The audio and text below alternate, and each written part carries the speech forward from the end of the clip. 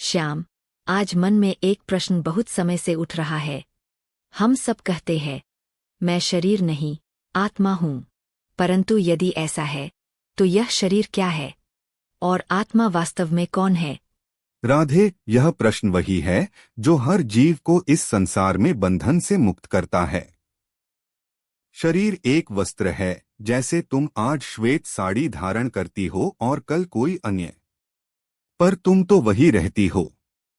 आत्मा वही तुम हो जो सदा रहती है।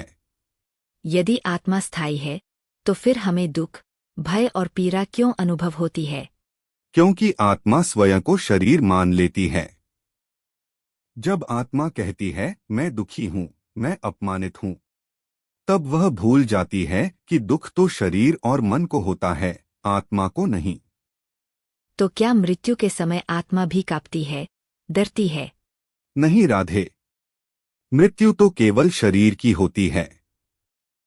आत्मा तो उसी प्रकार निकल जाती है जैसे दीपक से एक लौ दूसरी लौ को प्रज्वलित कर देती है। न भय न अंत। फिर मनुष्य मृत्यु से इतना भयभीत क्यों रहता है? क्योंकि वह जीवन भर शरीर की सेवा करता है और आत्मा को भूल जाता है। जिसे अपनी वास्तविक पहचान ज्ञात हो, वह मृत्यु से नहीं डरता। श्याम, यदि आत्मा शाश्वत है, तो यह मोह, यह रिश्ते, यह प्रेम, क्या सब मिथ्या है? नहीं राधे, मोह वह प्रेम है जिसमें स्वार्थ जुड़ा हो, और शुद्ध प्रेम वह है जिसमें समर्पण हो।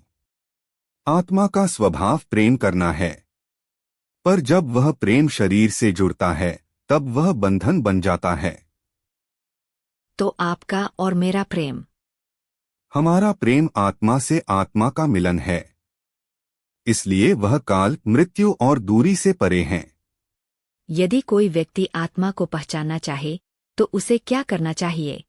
3 बातें राधे।